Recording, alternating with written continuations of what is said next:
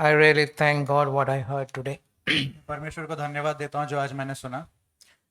When I heard this message few days before, I am meditating Second Chronicles chapter 6. और जैसे हमने आज वचन सुना, मैं भी एक वचन पे मनन कर रहा था. दूसरा Second Chronicles 6. Second Chronicles. Second Chronicle उसका 6 का 18. In 18 there is a prayer of Solomon. और 18 वचन में सोलोमन की एक प्रार्थना है वहाँ पे. He has built up a temple.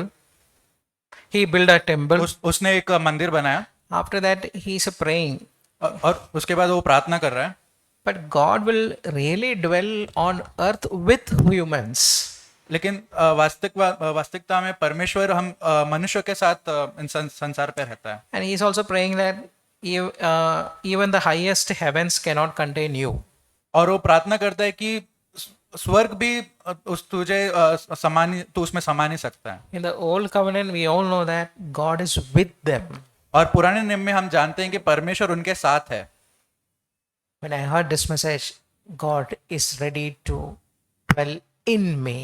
लेकिन जैसे हमने ये वचन सुना, मैं समझ पाया कि परमेश्वर हमारे अंदर अब है. That is a new covenant. और ये एक नया वाचा है. Old covenant is dwell with them, and now the new covenant is He is ready to dwell in me. पुरानी वाचा में परमेश्वर उनके साथ था, लेकिन अब नई वाचा में परमेश्वर हमारे अंदर है. So like what He said, how much purification you can do in you have to do. और जितना, जैसे हमने सुना कि हमें जितना पवित्रता की ओर बढ़ना है, उतना ही हमें उतना और अधिक बढ़ते जाना है. So you all know that, okay, fine. You people are saying rented house and own house. जैसे हम कहते हैं कि किराए का घर और खुद का घर. Rented house we will not try to maintain it perfectly, right? जो किराए का घर रहता है उसको हम सही से बना के रखते हैं. But when a own house is there, we tell, okay, don't we'll tell children, okay, don't write it there, don't write it there, keep it clean. All those things will take care. लेकिन जब खुद का घर रहता है तो हम हर छोटी बात पे ध्यान रखते हैं कि इस दीवार पे मत लिखो, छोटे बच्चों कहते हैं वहां पे मत लिखो. So such a holy person, God is trying to dwell in us. How much be careful about our body. तो इतना पवित्र परमेश्वर हमारे अंदर जीवित अभी है, तो हमें और कितना हमारे शरीर का ध्यान रखना है. Brother, I've reminded, if you give the heart, it's whole thing you have to responsible to give the body to the Father also. तो जैसे अभी भाई ने हमसे कहा कि जब हम हमारा हृदय देते हैं तो हमारा शरीर भी हम उस परमेश्वर को सौंप देते हैं. I want to remind one verse, Luke 12:5. लूका 12 उसका 5. It will say that I will show you whom you should fear. 12:5. और मैं तुम्हें चिताता हूं कि तुम्हें किससे डरना चाहिए. Fear him who, after your body has been killed, has authority through you into hell. घात करने के बाद जिसको नरक में डालने का अधिकार है, उसी से डरो. Brothers and sisters, if you see such a corrections, this message in your life, if you're still wear sin, you have to fear that you will go to hell.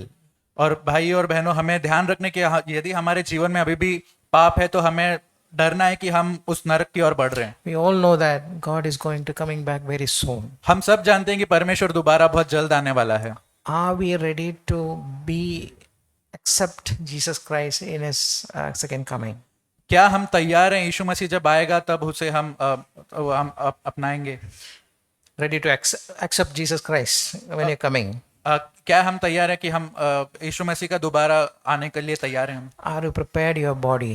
हमें खुद के शरीर को तैयार करना है. You know that when your guest comes in your home, you will make everything perfect in your home. जब हमारे घर कोई मेहमान आता है तो तब हम हमारे घर को अच्छे से रखते हैं, तैयार करते हैं. Like that, are you ready for that second Jesus coming back? So क्या, क्या उसी प्रकार तुम तैयार हो परमेश्वर के दोबारा आगमन के लिए? मैं परमेश्वर को धन्यवाद देती है आज के दिन के लिए.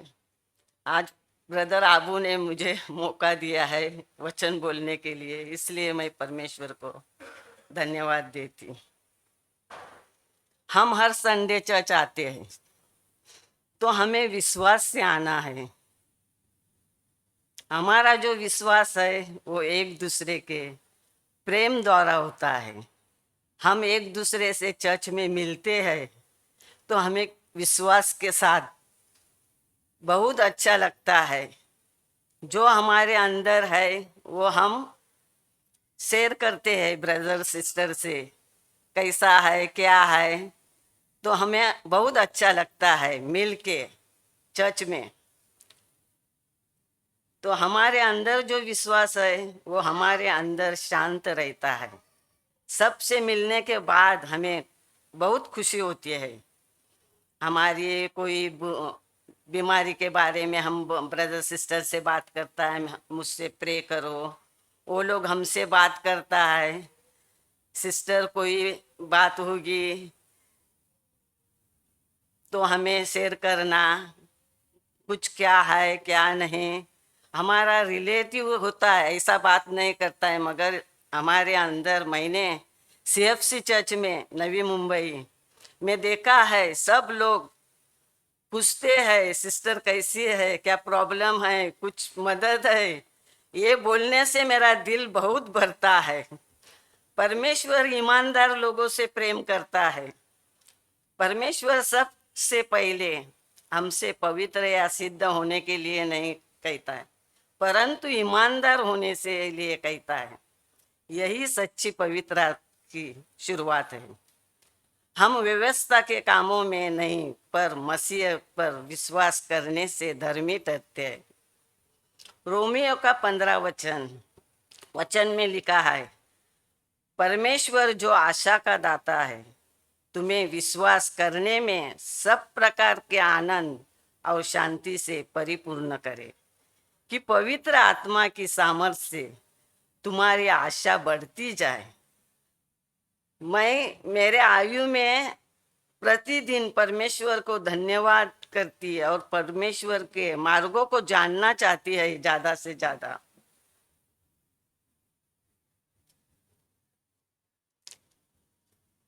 मत्ती का 24 का वचन में लिखा है, मैं कहना चाहती है, परमेश्वर जब भी पहाड़ पहाड़ पर बैठा था, जब भी चेलो उनके साथ चेलो गए और परमेश्वर को पूछा जगत के अंत का क्या चिन्ह होगा, यीशु ने उनके उत्तर दिया, सावध रहो, कोई तुम्हें भड़का नहीं पाए। तो मेरे ये वचन बहुत अंदर गया और मैं कहने लगी, थोड़ा मेरा आयु है, अभी आधा तो गया है, मगर मैं चाहती है ऐसे धोखे से बचने का सिर्फ एक ही उपाय है कि हमें प्रभु को जानना चाहिए। जानने के लिए बहुत जरूर है, तब हम यह परख कर पाएंगे कि परमेश्वर की महिमा किन बातों में है और किन में नहीं है। ये वचन चेलों ने परमेश्वर से पूछा, मगर मैंने परमेश्वर से कहा, तूने मुझे चुन लिया है, मैं भी एक तुम्हारी चेली हूँ, मुझ में थोड़ा दिन बाकी है, तो मुझे सावध रहना है। कोई भी मुझे भरमाने पाए, मगर मैं नहीं। तूने तो मुझे चुना है, मगर एक गाने से मुझे चुना है परमेश्वर ने। जब मैं कलीसिया में आया, जब भी 3 दिन एक गाना मुझे मिला, ये गाने का मतलब बहुत मीनिंगफुल है। I have decided to follow Jesus. No turning back, no turning back. The world behind me, the cross before me. No turning back, no turn. ये अंदर मेरे वर्ष गए तो बहुत मुझे परमेश्वर का जानने का बहुत मेरा दिल किया।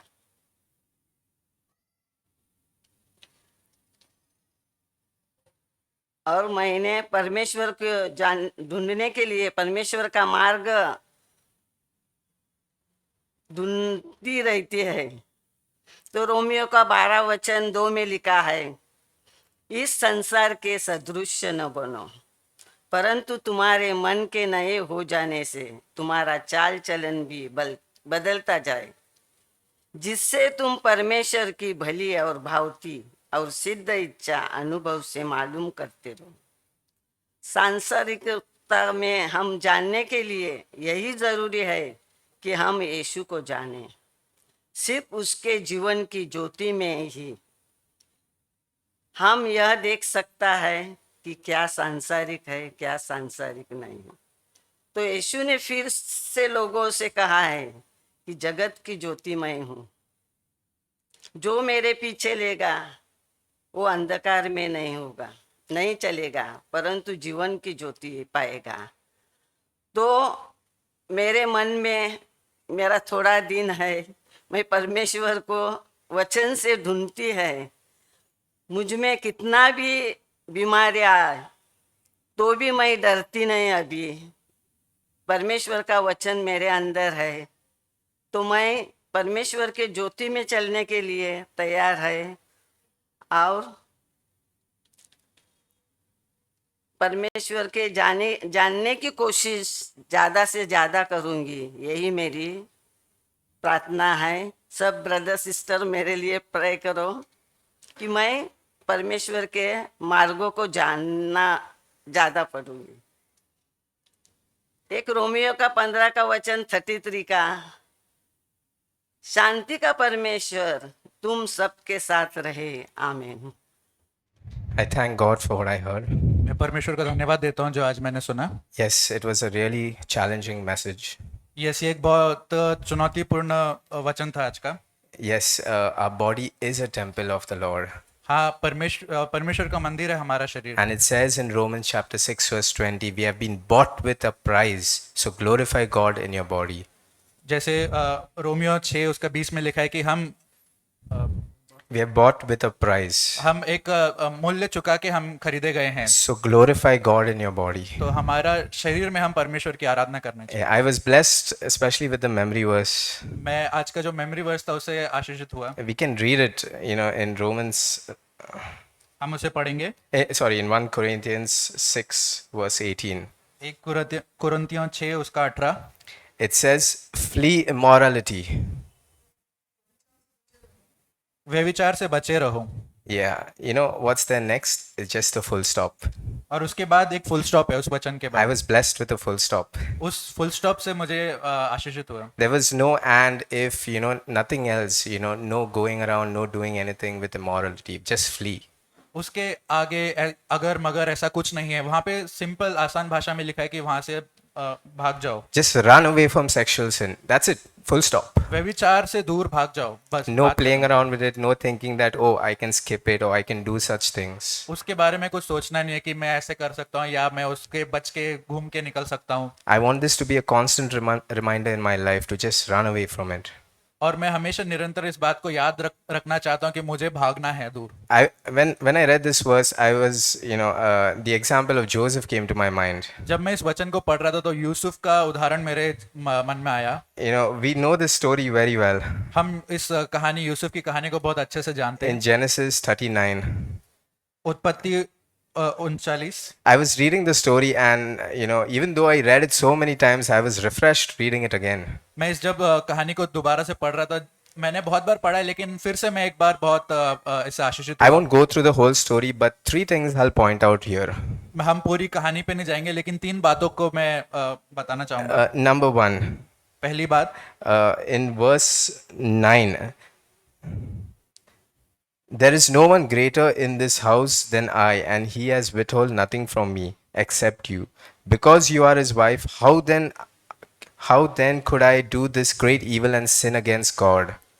इस घर में मुझसे बड़ा कोई नहीं और उसने तुझे छोड़ जो उसकी पत्नी है मुझसे कुछ नहीं रख छोड़ा, इसलिए भला मैं ऐसी बड़ी दुष्टता करके परमेश्वर का अपराधी क्यों बनूं? Yeah, Joseph, he had the fear of God here. और यूसुफ उसके मन अंदर परमेश्वर का भय है। How can I do this great evil and sin against God? मैं इतना बड़ा पाप कैसे कर सकता हूँ परमेश्वर के विरोध में? I learned that, he had the fear of God with him. और मैंने सीखा कि परमेश्वर का भय हमारे अंदर होना चाहिए। Number 2, in verse 11. 11 वचन में हम दूसरी बात को देखते हैं। Sorry, in verse 10. 10वें वचन में, As she spoke to Joseph day after day, he did not listen to her to lie beside her or be with her. और ऐसा हुआ कि वह प्रतिदिन यूसुफ से बातें करती रही पर उसने उसकी ना मानी कि उसके पास लेटे या उसके संग रहे। He did not listen at all. उसने उसकी कुछ भी बात नहीं मानी। So even when Satan comes with temptations, when the devil comes with temptations or thoughts in our head, तो जब शैतान एक प्रलोभन के साथ आता है और हमारे मन में वो बातें करता है, don't listen. सुनो मत उसकी। Yeah, I want to learn this in my own life to just, not to listen to the, temptations or lustful thoughts that, come. और मैं मेरे जीवन में ये सीखना चाहता हूँ कि जब मेरे मन में ऐसे प्रलोभन आए तो मैं उस बातों को ना सुनूं। And the third thing in verse 12, और तीसरी बात हम देखेंगे 12वां वचन when में। she told him to lie with me, and he left his garment in her hand and fled. और जब वो स्त्री उसे कहती है कि मेरे साथ सो, तब वो अपने वस्त्र उठा के वहां से भाग जाता है।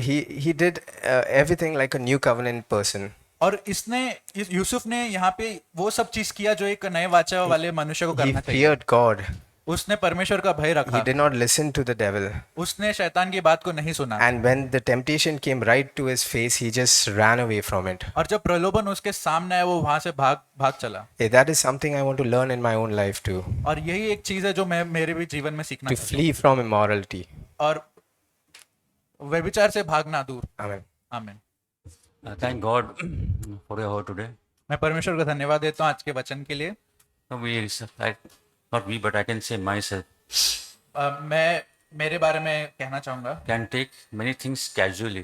मैं बहुत सारी चीज कैजुअली ले लेता हूँ। Like when I hear certain verses, I think I have heard this before, but okay. But when every verse is reminded again, it is a warning, and it is for that love of God who reminds you those verses. कई बार ऐसा होता है कि हाँ ये वचन तो मैंने पहले भी सुना है, लेकिन ऐसा नहीं है। जब भी वो वचन दोबारा रिपीट होता है तो परमेश्वर की ओर से वो एक वार्निंग है कि आप याद रखो। You see, when we all know, like when Jesus went to the temple of God, first he saw people doing all the business. What he did first, he removed all those people. He just threw them out of the temple. You will not do business in my house of God. जैसे आप सब जानते हैं कि यीशु मसीह जब परमेश्वर के मंदिर में जाता है और देखता है कि वहां पे लोग अलग ये कर रहे हैं, बिजनेस कर रहे हैं, तो परमेश्वर यीशु मसीह उनको सबसे पहले वहां से भगाता है। Because the love of the Father was so much. This is my Father's house, and in this house there won't be any evil thing. और वो बोलते हैं कि ये मेरे परमेश्वर का मंदिर और यहाँ पे कुछ भी गलत नहीं होगा। Same as the Bible says, our body is also a temple of God. और इसी प्रकार बाइबल कहती है कि जो हमारा शरीर है परमेश्वर का मंदिर है। God also helps us to judge my own self. Am I doing business in my body? और परमेश्वर का वचन हमें याद दिलाता है कि क्या मैं इस शरीर में एक अलग बिजनेस कर रहा हूँ। No, but you can think, I can say what is business, but where I put in my thoughts for my fleshly things, worldly things, other things, I am doing business because I want to buy this, I want to do that, I want to do that. But that is not my investment. But my thing is to keep that temple of God clean. अभी हम सोचेंगे कि business क्या है, इस शरीर में हम क्या कर सकते हैं, तो हमारी खुद की इच्छा को पूरा करना, ये खरीदना वो करना, तो ये भी एक तरीके का बिजनेस ही है, तो ये कोई इन्वेस्टमेंट नहीं है। There are two warnings given. One is when Jesus says when the temple of God, when the body is clean, and the evil spirit goes out, it goes and brings 7 others. परमेश्वर ने हमें, यीशु मसीह ने हमें कहा है कि जब हमारे अंदर से दुष्ट आत्मा चली जाती है और हम दोबारा कुछ गलत करते तो वो 7 और नई आत्मा को लेकर आती है। So it's a warning. You have to be careful while being in this body. और कितनी सारी हमें वार्निंग दी गई है कि इस शरीर को लेके हमें कितना ध्यान से रहना है। Second, we will see about Saul. और हम सॉल के बारे में देखते हैं। It says when he didn't listen to God, it says the spirit of the God went away and an evil spirit started to come and torment him. और हम जानते हैं कि जब उसने परमेश्वर की बात को नहीं माना तो परमेश्वर का आत्मा उसके ऊपर से हट गया और शैतानी आत्मा, दुष्ट आत्मा उस पे आ गई और उसे परेशान करने लगी। Then you get this, you can say torment is, I was just thinking about torment. One is insecurity. तो उसके जैसे दुष्ट आत्मा सॉल को सताने लगी, वैसे मैं भी सोच रहा था। तो पहला है कि इनसिक्योरिटी आ जाता है। About my job, about my family, about my thing. Because when insecurity comes, God goes away, but other things start coming in my heart because that disbelief increases in my heart. तो जैसे ही परमेश्वर का आत्मा हट जाता है तो वैसे ही हर एक चीज का डर आने लगता है। मेरे जॉब को लेकर डर, मेरी पगार को लेकर डर, अविश्वास आ जाता है. You know, so I have to be so careful to maintain this temple of God. तो मुझे कितना ध्यान रखना है इस परमेश्वर के मंदिर को संभाल के लेकर There's a चलना. verse in 2 Timothy, दूसरे तिमोथी में हम एक वचन देखते हैं, verse 20. It says, now in a large house there are not only gold and silver vessels, but also vessels of wood and of earthenware, and some to honor and some to dishonor. दूसरा तिमोथुस दूसरा अध्याय उसका 20वां वचन, बड़े Yeah. बड़े घर में न केवल सोने चांदी ही के पर काठ और मिट्टी के बर्तन भी होते हैं. And later it says, therefore, if anyone cleanses himself from all these things, he will be a vessel of honor, sanctified, useful to the master, prepared for every good work. और कोई आदर और कोई अनादर के लिए यदि कोई अपने आप को इनसे शुद्ध करेगा तो वो आदर का बर्तन और पवित्र ठहरेगा, It तो says there, स्वामी के काम आएगा और हर भले काम के लिए तैयार होगा. it says there are many vessels of gold, silver, well, might be of mud, all of that, but each and every one is made for a purpose. और यहाँ पे ऐसे लिखा गया है कि बहुत तरह के बर्तन है, चांदी के बर्तन, सोने के बर्तन, मिट्टी के बर्तन है, और हर एक का अपना एक काम है. It says it can be either used to honor God or either used to dishonor God. तो यदि या तो हम उसका परमेश्वर की महिमा के लिए उसका उपयोग कर सकते हैं, या तो परमेश्वर के अनादर के लिए उसका So it is, उपयोग कर God सकते has given me a free will. Lord, I want to really honor you in every part of my body. हैं. और परमेश्वर ने हमें स्वतंत्र इच्छा दी है, तो हमें सोचना है कि मुझे परमेश्वर का आदर करना है.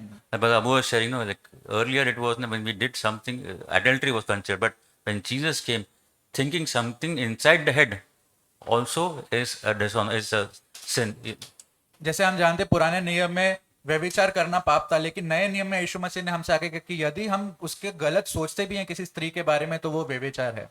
So the thinking of God, like that, when when Jesus, we heard this message many times, when Jesus says, come and learn from me. हमने कई बार ये वचन को सुना है कि यीशु मसीह कहता है आओ और मुझसे सीखो. He has lived that life and he knows and he's going to teach us how to live this life. वो उसने खुद ने वो जीवन जिया है और वो हमसे कहता है कि आओ मुझसे सीखो कि He जीवन can कैसे जीना है. teach us to keep this, this temple of God clean. वो हमें सिखा सकता है कि इस मंदिर को हम कैसे शुद्ध रख सकते हैं. There's one more verse in 2 Corinthians chapter 6 एक और वचन हम देखते हैं, दूसरा कुरिन्थियों 6 अध्याय and verse 16. उसका 16वां वचन. It says, or what agreement has the temple of God with idols? मूर्तियों के साथ परमेश्वर के मंदिर का क्या संबंध? For we are the temple of the living God, क्योंकि just हम as God said, क्योंकि हम तो जीवते परमेश्वर का मंदिर है, जैसा परमेश्वर ने कहा है. I will dwell in them and walk among them, and I will be their God, and they shall be my people. कि मैं उनमें बसूंगा और उनमें चला फिरा करूंगा और मैं उनका परमेश्वर हूंगा और वो मेरे लोग होंगे. It says God is going to come and reside in this temple. He's going to be with us. He's going to walk with us. He's going to talk with us. Earlier we listened to Noah walk with God. But walking is what? Walking together, talking together, having that fellowship with God. और जैसा हम इस वचन में पढ़ते हैं कि परमेश्वर आके इस मंदिर में रहने वाला है, वो हमारे साथ रहेगा, चलेगा. जैसे नोहा के साथ परमेश्वर ने चला करता था, उससे बात करता था, उसी प्रकार हमारे साथ भी रहेगा. Think about God dwelling in us. इस बारे में सोचो कि परमेश्वर हमारे अंदर है. And one more verse in Ezekiel chapter 36 and verse 26. Ezekiel 36 अध्याय Verse 26. 26वां वचन. It says, moreover, I will give you a new heart, put a new spirit within you, and remove that old heart of stone from your flesh, and give you a heart of flesh. Yeah. 36:26, Ezekiel.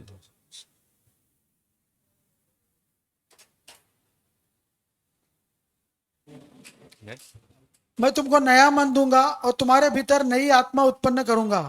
तुम्हारे देह में से पत्थर का हृदय निकालकर तुमको मांस का हृदय दूंगा.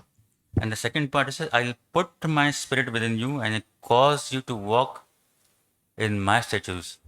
मैं अपना आत्मा तुम्हारे भीतर देकर ऐसा करूंगा कि तुम मेरी विधियों पर चलोगे. God is going to put that Holy Spirit in our hearts, that in our temple, that we'll walk according to the will of God.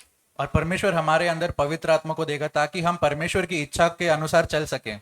But there's one thing we are given here, and you will be careful to observe my ordinances.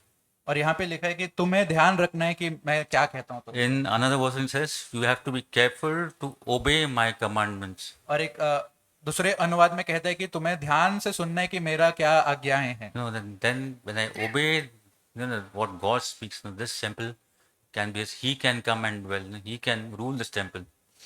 और जब मैं उसकी आज्ञाओं को मानता हूँ, परमेश्वर तब आके इस मंदिर में राज्य रूल करेगा, चलाएगा। May God really help, like that every day when morning is, when you get up, like one prayer, God, I thank you that you are there with me. और हम जब रोज सुबह उठते हैं तो परमेश्वर को धन्यवाद देना है कि धन्यवाद परमेश्वर तू आज मेरे साथ है। Because you are the most powerful God who can like pull my day ahead. You can help me walk this day ahead. और तू सबसे महान परमेश्वर है जो आज के दिन में तू मेरी सहायता कर सकता है चलने के लिए। Because I know you are there residing in me. क्योंकि मैं जानता हूँ तू मेरे अंदर जीवित है And you are going to help me. और तू मेरी सहायता May करेगा। God help us. प्रभु हमारी सहायता करे। I thank God for speaking me today. मैं परमेश्वर को धन्यवाद देता हूँ आज मुझसे बात करने के लिए। And I also thank God that He has spoken me through these weeks and days.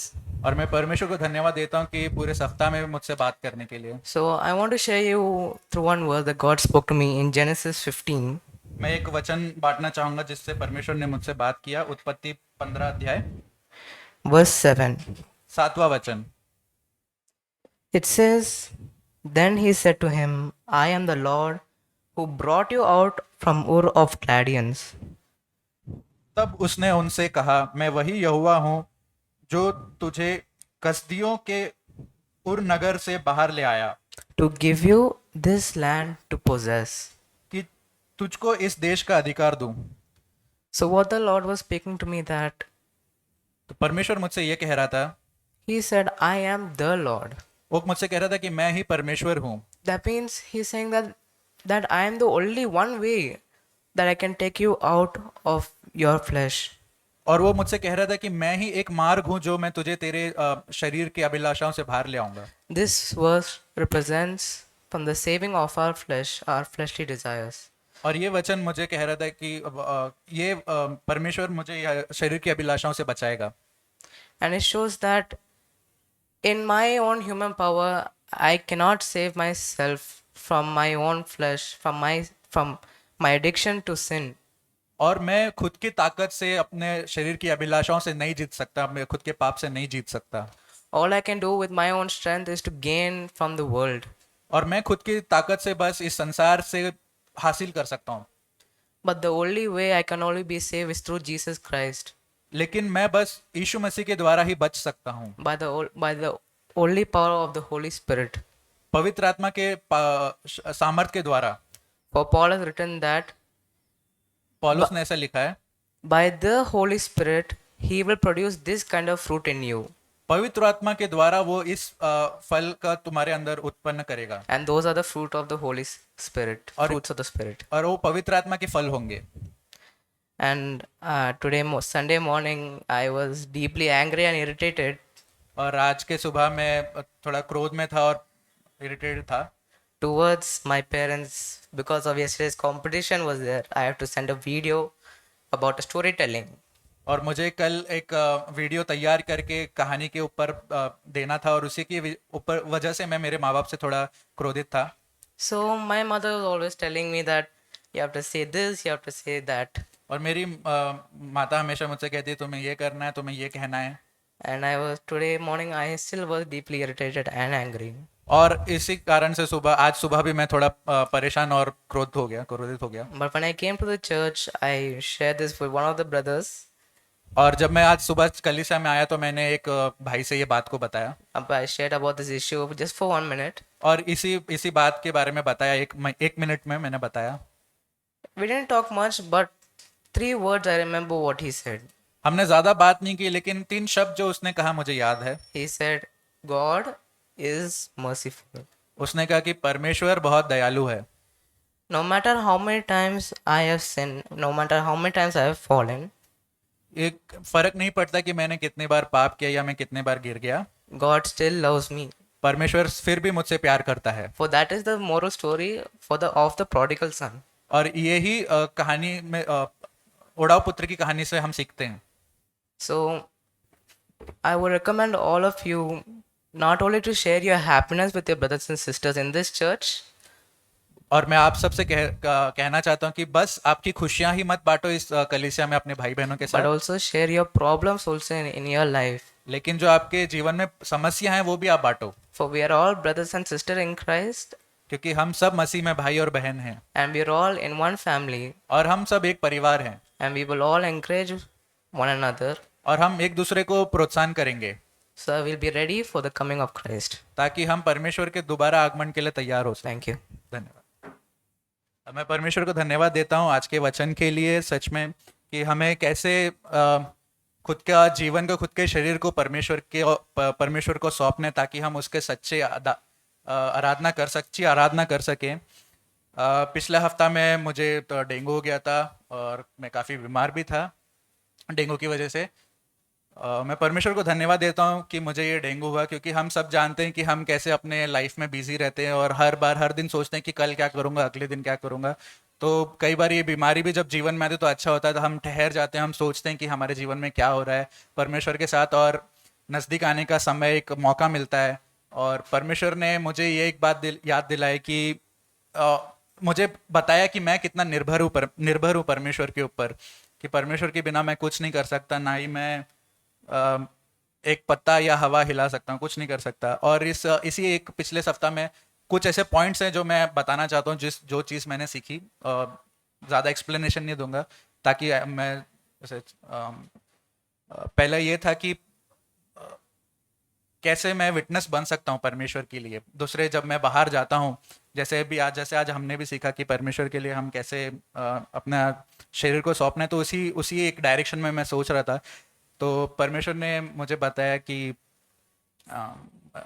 मन में एक आया जब मैं जैक पोनन का एक मैसेज सुन रहा था जहाँ पे बोल रहे कि जब तुम ऑफिस में जब जाते हो, क्या तुम्हारा जीवन ऐसा है, यदि तुम्हारी वाइफ आके देखे तो भी तुम अच्छे से रह सकते हो. मैं अभी वाइफ प्रभु मेरे पास है नहीं, तो मैं सोच रहा था कि जब मेरे ऑफिस में जॉब ऑफर्स आते हैं तो मैं किसी को रेकमेंड कर सकता हूँ क्या कि भाई तुम मेरे कंपनी में आके जॉब कर ले, या मेरे मन में डर आता है कि तुम भाई कहीं और जॉब कर ले, मेरे कंपनी में मत कर, क्योंकि मेरा पर्सनल जो जीवन है तुझे दिख जाएगा.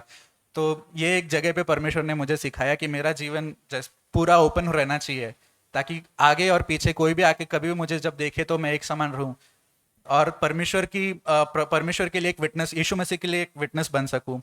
दूसरा चीज मैंने सीखा कि I think of myself as am somebody when I am nobody. ये मुझे एक ये वचन बस याद रह गया एक मैसेज में जब सुन रहा था कि मेरे जीवन में मैं बहुत कुछ सोचता हूँ कि हाँ मैं ऐसे करूँगा, मेरे अंदर गुस्सा भी आ जाता है. तब फिर मैं ये वचन को लेके सोच रहा था कि मैं क्या हूँ, मैं कुछ भी नहीं हूँ परमेश्वर के बिना. तो मेरे पास कुछ अधिकार नहीं है गुस्सा होने का या किसी से डिमांड करने का या खुद के बारे में कुछ भी थोड़ा भी सेल्फ स्टीम रखने का. तो ये एक दूसरा पॉइंट था. तीसरा चीज़ मैंने सीखा कि उड़ाव पुत्र के बारे में प्रवीण भाई पुणे चर्च में सब सिखा रहे थे, पिछले संडे का शायद मैसेज था. तो वो उड़ाव पुत्र के इसमें जब वो बेटा सोचता है कि मैं मेरे पिता के घर जाऊंगा और बोलूंगा कि तेरे एक नौकर की सामान मुझे रख ले और काम पे रख ले, और ताकि मुझे दो वक्त का खाने के लिए भी मिलेगा. और जब वो अपने पिता के पास जाता है, पिता उसको जब वो प्रवीण भाई ऐसे बोल रहे थे, वो वचन मुझे बहुत छुआ कि जो पिता है उसको ये लाइन बोलने का मौका भी नहीं देता है और उसको सीधा गले लगा लेता है. तो मैं इस परमेश्वर के प्यार को महसूस कर पा रहा था कि मैं इतना पाप करने के बाद भी परमेश्वर मुझे वो उस निंदा को, उस अपमान को सहने नहीं देता है. बोलता है कि तू उसकी चिंता मत कर, वो मैंने सह लिया है, तू बस मेरे पास आ, मैं तुझे पूरा शुद्ध करके वापस हम एक समान हो जाएंगे, उस रिलेशनशिप में आ जाएंगे. तो मैं परमेश्वर को सच में धन्यवाद देता हूँ इस प्यार के लिए.